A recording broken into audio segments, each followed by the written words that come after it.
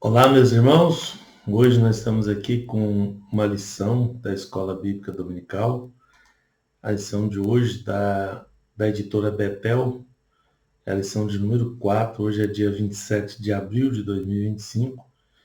E nós vamos falar sobre o cuidado e o apoio aos obreiros, que é um pilar essencial para a expansão do reino de Deus, para que haja mantimento na minha casa.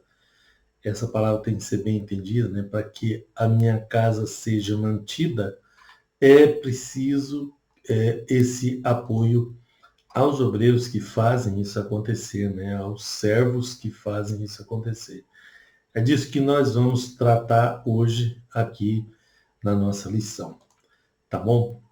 O que temos aqui, observem aí, a lição de hoje, né, da editora Betel, da Mordomia, da revista de Mordomia Cristã, tá?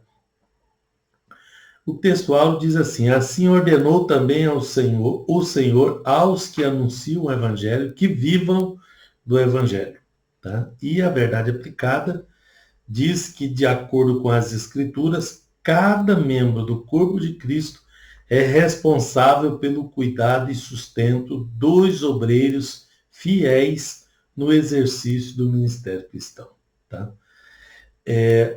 Os textos de referência estão em 1 Coríntios 9, né? Vou deixar para vocês fazerem a leitura aí, para adiantar o nosso estudo aqui, tá? Nessa lição, nós vamos abordar os princípios bíblicos envolvidos no sustento dos obreiros cristãos e a responsabilidade dos membros do corpo de Cristo, analisando alguns relatos bíblicos sobre o sustento dos sacerdotes, levitas e profetas no tempo do Antigo Testamento. Porque vocês sabem que o Antigo Testamento é um modelo, figura das coisas futuras, então esse modelo precisa ser observado por nós para que nós possamos fazer corretamente o que espera o Senhor da sua obra, tá? Bom, o ponto de partida da revista diz que quem cuida da obra de Deus é cuidado por ele, Deus, tá? Então, essa é a primeira realidade. Bom, o cuidado de Deus com os obreiros. Deus vocacionou alguns homens ao sacerdócio para que cuidassem do tabernáculo e fossem mediadores junto ao povo.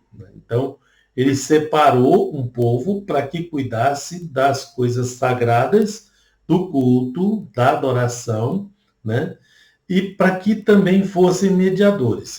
Na verdade, o sacerdote é uma figura do mediador, porque só tem um mediador entre Deus e os homens, que é Jesus Cristo, né? Que é o nosso sumo sacerdote. Então, era essa a figura, né, dos sacerdotes como mediadores. Devido a essa responsabilidade, Deus passou a cuidar dos sacerdotes, não só os sacerdotes, como a gente vai ver, tá? E de suas famílias, né? Bom, o item 1.1 diz que o cuidado de Deus com os sacerdotes, né? Deus separou homens para o sacerdócio, garantindo o seu sustento, e ainda escolheu levitas para o trabalho no tabernáculo, cuidando do sustento deles também.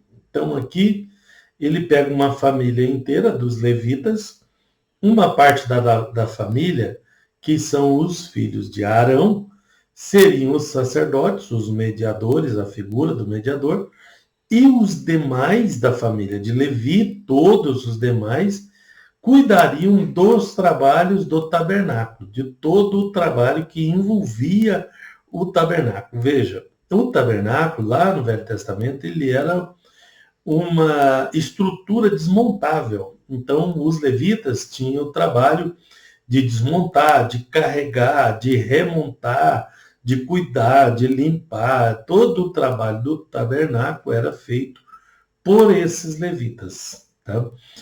Que depois, futuramente, depois que o tabernáculo deixou de existir, construiu o templo em Jerusalém, esses mesmos levitas continuaram fazendo esse trabalho, cuidando das coisas sagradas, e incluiu aí, porque diminuiu as tarefas, né? E também uma nova sistemática no culto, incluiu aí a música, né? Entrou no tempo do rei Davi a música, porque antes, lá no deserto, o trabalho desses levitas era exclusivamente com o serviço do templo, né? De todo o material do templo. Bom, esse cuidado com os obreiros revela o zelo do Senhor com sua obra, né? O zelo do Senhor com a adoração, né? Com o sistema de adoração. Então, Deus, só para lembrar, Deus procura adoradores que o adorem em espírito e em verdade, como a gente vai ver, tá? Os escolhidos deveriam se empenhar no serviço, né, no tabernáculo, mantendo as coisas de Deus organizadas, né? E consagrando-se ao serviço, porque era uma exigência de que aqueles que cuidavam das coisas sagradas se consagrassem, visto que isso é ainda, né, uma grande fonte de tentação. Então teve gente que foi muito honrado por isso, e teve gente que se perdeu pelo mesmo motivo. Então, o motivo era só esse, tá? Porque era muito arriscado, porque a fonte de tentação é grande, o inimigo estaria a postos aí para tentar destruir os adoradores, visto que eram adoradores de Deus, então os inimigos de Deus não deixariam barato, tá? Bom, então Deus esperava uma atenção integral ao serviço em sua casa. Com isso, ele garantiria a excelência do culto ao Senhor. E para desempenhar com zelo essa missão, os levitas seriam recompensados pelo ministério que exerciam na tenda da congregação. Bom, a exigência desse trabalho integral era uma fonte, era uma coisa importante, porque garante a excelência do culto. Mas era uma via de mão dupla, onde o obreiro deveria se dedicar exclusivamente, com excelência, ao seu serviço, mas que toda a população seria responsável por garantir a manutenção desses obreiros no trabalho. Porque parte das ofertas, parte das contribuições eram para o sustento do sacerdote e dos levitas, tá? Então, aí entra o problema que eu falei antes, né? Das tentações, porque teve sacerdote que não entendeu, não quis entender, talvez por dolo, não sei, a sistemática da coisa, e acabou participando do que não lhe era lícito, porque uma era a parte do sacerdote, a outra era a parte do templo de Deus, né? De adoração a Deus. Então, o que é de Deus é de Deus, e o que é do sacerdote é do sacerdote. Então, havia ali, né, uma distinção quanto a isso, né? Nas próprias ofertas, as regras das ofertas já determinavam o que era de quem, a quantidade que ia para que lado. Tá? Então, para o obreiro lançar a mão do que é da igreja é um perigo, né? E também a igreja deixar o seu obreiro morrer é o outro problema, né? Morrer que eu estou falando, não sustentar ou não assumir isso. Então, era uma exigência de integralidade no serviço, na missão, mas que deveria, em contrapartida, ser sustentado pela própria organização, pela própria casa, pelo próprio tabernáculo, né? Que deveriam viver disso, né? Por isso, a gente tem que começar a pensar e a repensar, porque a adoração ela tem um padrão de Deus, ela tem uma forma determinada por Deus que precisa ser observada, né? E observada por todos. Porque quando a gente começa a lançar mão de outras maneiras de arrecadação para sustentação do templo, isso traz um problema para aqueles adoradores. Lembra que eu falei para vocês que Deus procura adoradores que o adorem em espírito e em verdade. E se a adoração não estiver completa, ela fica no meio da falha ali, tá? Então, o obreiro era sustentado pela casa. Então, se você começa a fazer ali cantinas, fazer ali, desculpem aí, tá? a comparação, mas cantinas, bazar, vender, comprar, fazer negócios, abrir empresa. Tem igreja que tem empresa, tem, né, um sistema de arrecadação assim. Então, na cabeça do membro, ele vai pensar, puxa, então não precisa da minha contribuição, porque a igreja já tem, né, eu contribuo quando eu como lá na cantina, tal, quando eu participo. Então, aí sai do princípio geral da adoração, porque o princípio geral da adoração não é que os membros, é que os que se beneficiam do tabernáculo, quem se beneficia do tabernáculo? Todo mundo que participa dele, tanto os que trabalham, os levitas e os sacerdotes, como o povo que recebe, né, da parte de Deus, né, a bênção e a vitória por conta daquele sistema. Tá? Então, quem é obrigado, biblicamente, à sustentação disso tudo são as próprias pessoas. E, às vezes, fica meio torto aí, né? Porque a gente quer exigir, né? Bom, vamos exigir que o pastor trabalhe tempo integral na igreja. Mas, para ter essa exigência, então, a igreja tem que trazer uma sustentação integral para ele também, né? Então, tem as duas partes. E, entre isso, ainda temos essa questão aí, porque isso tem que vir das contribuições da adoração dos próprios membros, tá?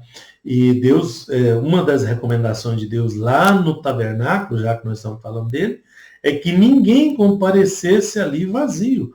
Então, quando o homem ia ao templo para adorar a Deus, ele ia com a sua oferta, com o seu dízimo. Ele levava a sua contribuição e era essa a forma dele entrar no tabernáculo, porque a adoração começava por aí. É o primeiro, desculpem, é o primeiro nível de santidade, é quando a pessoa entra e oferece diante do Senhor a sua contribuição, né? Das outras coisas, né? A próxima santificação, quando a gente for falar do tabernáculo, eu falo disso, ela vem a partir daí. Primeiro você entra na presença de Deus, depois você alcança os outros níveis de santificação, conforme o que está pré-determinado no tabernáculo, tá? Tá, voltando lá às ofertas, né? Item 1.2, a oferta e os sacerdotes. Deus mandou que as ofertas de manjares fossem entregues nas mãos dos filhos de Arão. Quem são os filhos de Arão? São os sacerdotes. Quando o ofertante apresentava a sua oferta, o sacerdote tinha direito de ficar com parte dela, queimando incenso sobre o altar como um cheiro suave ao Senhor. E para comer da oferta, era imprescindível que esse sacerdote tivesse uma vida santificada, que ele passasse por um processo de purificação ali, tá? Então, era isso importante também. A Bíblia de Estudo de Wiersbe, tá? Diz, de Wiersbe, né? Desculpa. Quando alguém da família sacerdotal, diz assim, quando alguém da família sacerdotal fosse comer dos sacrifícios dados a Deus, era necessário se purificar cerimonialmente e tratar o alimento com reverência. Ele havia sido santificado ao ser apresentado a Deus. Então, veja, a oferta foi trazida ao Senhor, ela foi trazida ao altar. Então, ali havia um processo de santificação, porque aquela oferta foi trazida à casa de Deus, ao Senhor. Então, o sacerdote fazia ali uma purificação cerimonial, né? E era importante que ele tivesse reverência, porque ele ia participar de uma coisa santa. Então, quando o pastor, né, por analogia e por extensão, participa das ofertas da igreja, ele participa dessa santificação, porque isso fora santificado, né? E agora ele participa disso. Então é importante que também ele tenha reverência com a mesma intensidade. É isso que a Bíblia está tentando, né? Está nos mostrando. Tentando não, está demonstrando a quem quiser que ouça, né? Quem quiser que veja. Tá? Bom, E o item 1.3 fala da responsabilidade dos obreiros com essas ofertas santificadas que nós estamos falando. As ofertas para os sacerdotes deviam seguir o que foi estabelecido por Deus, né, em Levítico capítulo 2. Tá?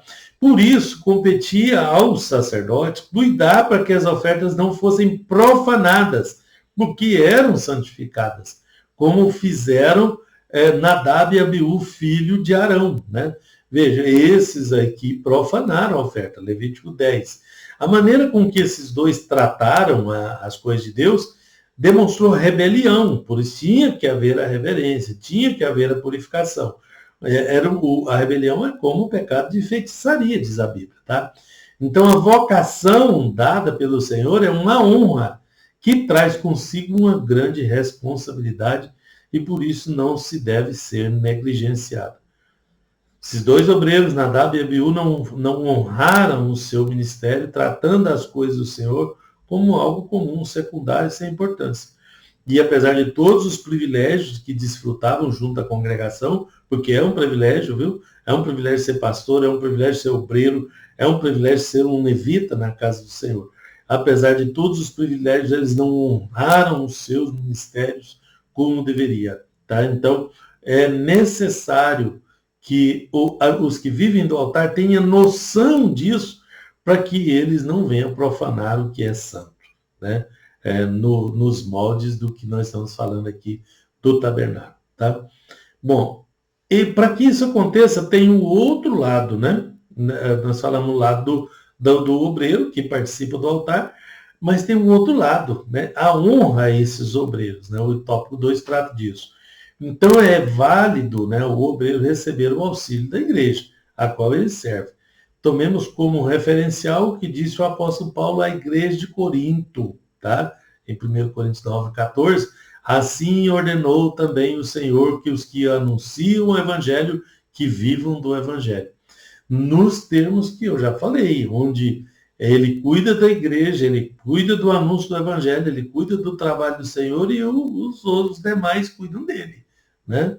Então, por quê? Porque o obreiro é digno do seu salário, como nós estamos vendo aí. Deus se agrada de abençoar os seus filhos, por isso devemos ser igualmente abençoados, né? Deus é abundante em graça e nos ensina a reconhecer esse trabalho dos nossos líderes. Ele nos chama para abençoar os seus obreiros, porque quando abençoamos, somos abençoados. A bênção é uma via de mão dupla. Tá? Bom, o item 2.2 diz que honrando os obreiros que se empenham na obra do Senhor, porque tem essa questão também, né? Os obreiros que se empenham é que serão honrados, né? O que desempenham bem o seu ministério, os que se esforçam no seu ministério, os que recebem o seu ministério e o executam, tá? No Antigo Testamento, o povo abençoava os sacerdotes com suas ofertas, como já vimos Levítico 2, tá? Hoje, apesar das recomendações bíblicas sobre o assunto, muitos crentes se opõem a essa ordenança. Muitos ficam procurando texto bíblico aí para contestar a questão do dízimo, a questão da oferta, a questão da contribuição à casa do Senhor. Mas quando entendemos a responsabilidade, como é que ela foi dada e para que ela serve, aí deveria todo mundo se unir para sustentar, porque lá no livro de Malaquias fala, trazei todos os dias na casa do tesouro para que haja mantimento na minha casa, ou seja, para que ela seja mantida. Não interprete isso aí erradamente, né, a bel prazer. Isso aqui é para que ela seja mantida. Uma parte disso era dada ao sacerdote, ao levita, uma parte disso era da igreja, era da adoração que ia apresentar para Deus. É assim que funcionava.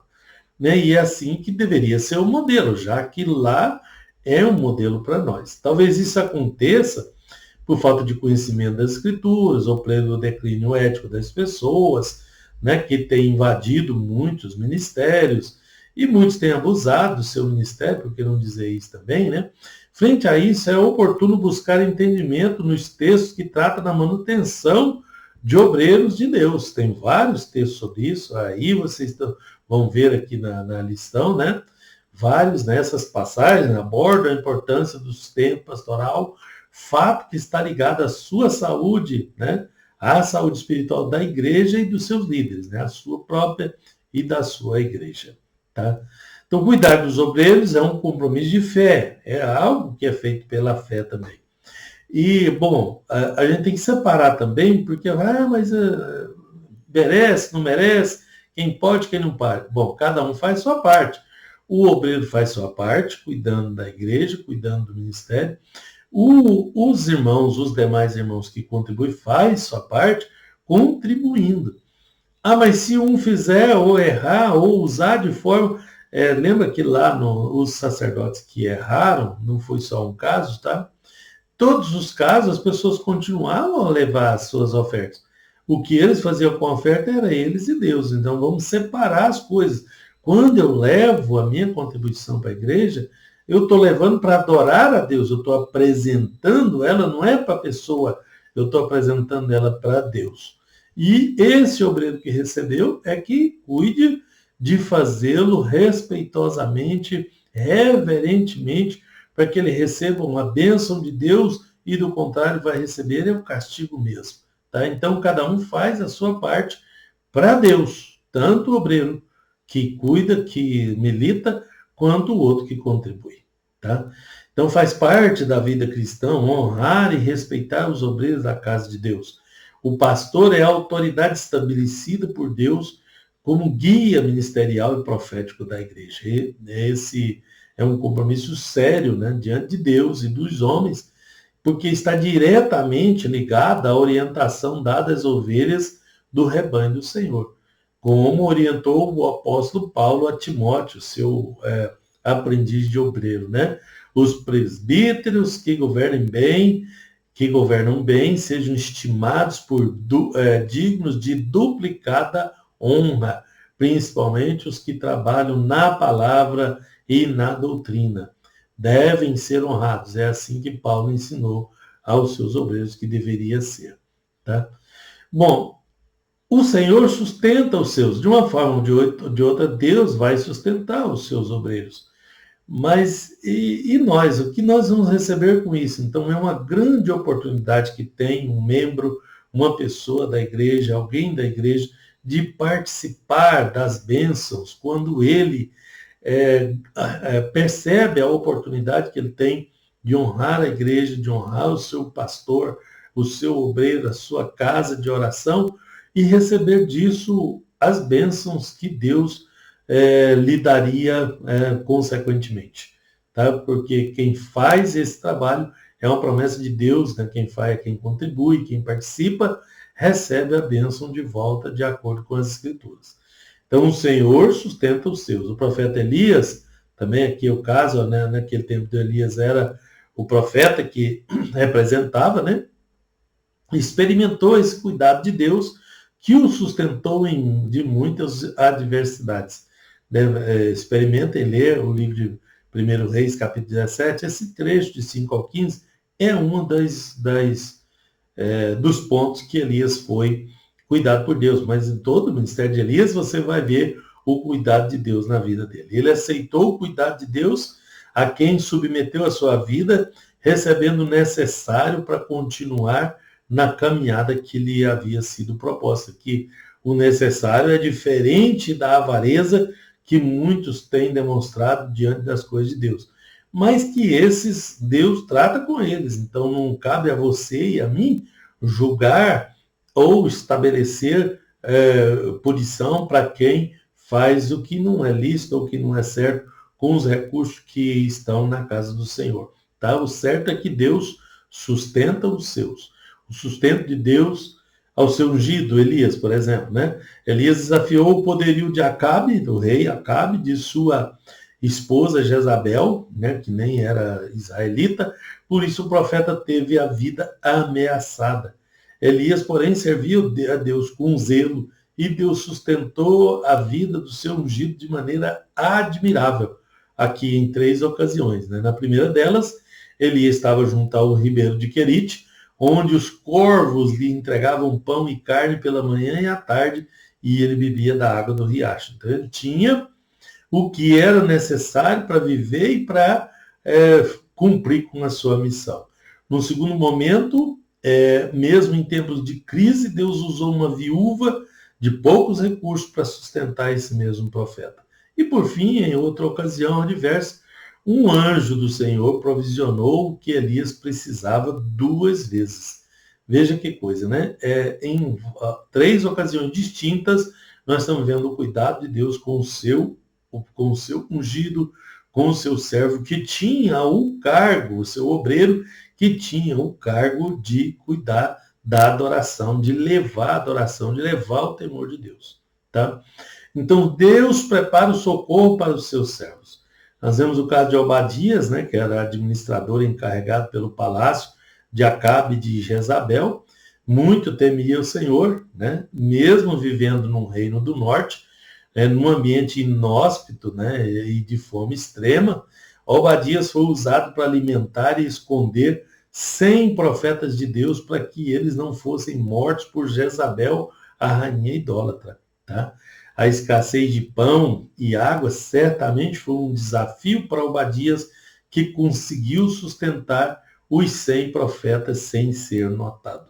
Então, olha aqui, Deus usando Obadias para cuidar dos profetas, porque Jezabel fora criada dentro de um templo de Baal, né, dos fenícios, dos sidônios, né, ela oriunda de lá. Acabe se casa com essa mulher pagã.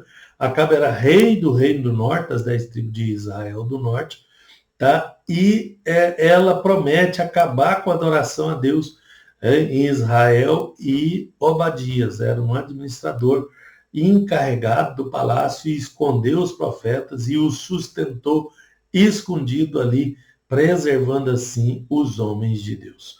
Esse fato nos leva a crer que Obadias foi sustentado também pelo Senhor durante o tempo em que colocou a sua própria vida em risco para cuidar daqueles homens de Deus. Então, isso aqui nos mostra que mesmo com prejuízo nosso, o Obadias podia pensar, não, mas se eu fizer isso eu vou morrer, eu tenho que preservar a minha vida, né? Mas ele não teve por preciosa a sua vida. Ele falou, eu tenho que cuidar dos obreiros do Senhor. Eu tenho que cuidar da adoração da casa do Senhor.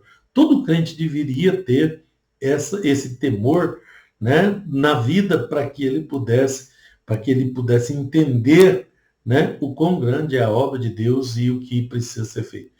Em última instância, Deus cuida de todo mundo, mas ele usa homens, pessoas. Quem é que vai ser usado? Quem está sendo usado para cuidar da obra de Deus? Muitas vezes Deus tem que usar um ímpio para cuidar da sua obra, enquanto que a obrigação é nossa. Nós, cristãos, temos a obrigação de cuidar dos obreiros e da sua obra. Tá? Aí nós vemos o cuidado de Deus com o seu ungido. Como aqui no 3:3 nós vamos ver o caso de Eliseu também. O 3:2 foi de Elias, aqui o de Eliseu. Quando o profeta falava em nome de Deus, era como se o próprio Deus estivesse falando pela boca do homem. Então ele era o representante de Deus, que é o que acontece hoje. Quando o homem de Deus anuncia a palavra de Deus, é Deus anunciando, né? Então, quando o Eliseu ia a Sunem, né, ele era alimentado por uma mulher rica, né? Cuidado por essa mulher que não faltava pão, né? Ela teve uma boa impressão de Eliseu ao observar o seu comportamento, e Deus a moveu a mostrar a sua bondade e generosidade ao profeta. Veja que essa mulher cuidava de Eliseu, era uma obrigação que era de todo mundo. Muito mais pessoas poderiam ter recebido o galardão por ter cuidado do profeta de Deus, né? Mas essa aí escolheu, falou, é comigo, né? Assim ela pediu ao marido que construísse um pequeno quarto na casa, onde o profeta poderia descansar quando estivesse fazendo a obra ali, né? Então ela procurou, encontrou um jeito de servir a Deus, né? Dentro das suas possibilidades, e isso foi anotado, né, como galardão para ela. Hoje eu estou falando desse assunto. Se eu estou falando desse assunto, isso foi importante, é importante para a obra de Deus e vai ser importante para ela no dia de receber das mãos de Deus a recompensa. Tá? Então, no resumo do ensinado aqui, o profeta Elias aceitou o cuidado de Deus, recebeu o necessário para continuar na caminhada que lhe havia sido proposta. Então, o necessário Deus nunca vai deixar faltar para nenhum de nós, né? Deus não deixa os seus obreiros sem provisão. Ele lhes ensina os recursos, lhes envia, desculpe, os recursos necessários, levantando pessoas para alimentar e abrigar aqueles que se empenham pelo seu reino. Amém? Muito bem, que Deus abençoe a todos. Obrigado por estarem até aqui. Eu espero ter contribuído de alguma forma aí com essa lição para o seu crescimento espiritual. Amém? Hoje a gente falou do cuidado dos obreiros. Na próxima a gente vem com outro assunto. Deus abençoe a todos em nome de Jesus.